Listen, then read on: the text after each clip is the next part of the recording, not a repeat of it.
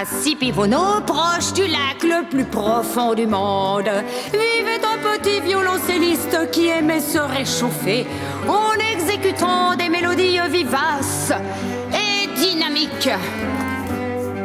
Et à chaque fois que la température chutait, il empoignait son instrument énergiquement et jouait en plantant la pique de son cello dans la glace gelée qui ne craquetait que lorsqu'un rayon apparaissait.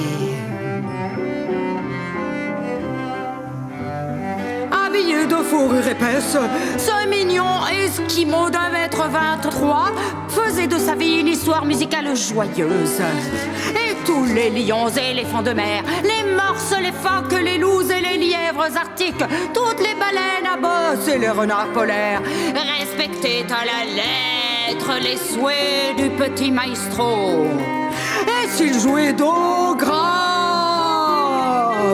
les baleines se pointaient en fissurant la glace. S'il faisait vibrer le sol, les morses accouraient. Les loups arctiques se réveillaient. Et le lit, les renards polaires surgissaient.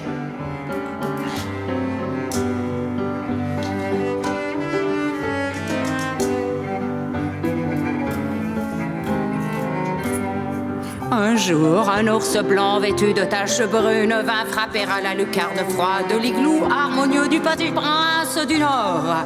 Henri guigna et aperçut les coussinets noirs des pattes du mammifère dans un paysage de glace. Henri lui proposa de poireauter quelques minutes avant de le rejoindre, et l'ours acquiesça et se reposa patiemment.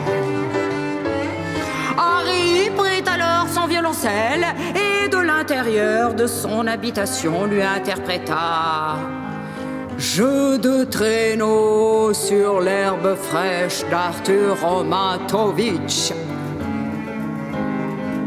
Et l'ours blanc aux yeux noirs, ravi et émerveillé par le jeu du brillant musicien, s'assoupit en écoutant, étalé dans cet univers désertique.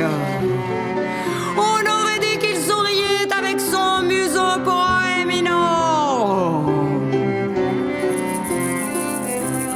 Passa alors Jiggy, le lièvre blanc. Et celui-ci fut interpellé par le ventre arrondi de Chaka, l'ours blanc aux taches brunes.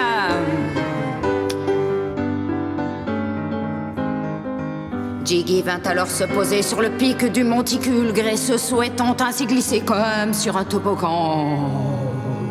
Mais à ce moment-là, Chaka ouvrit un œil et... Eh bien zut, je connais pas la suite de l'histoire. Mais vous, la connaissez-vous ?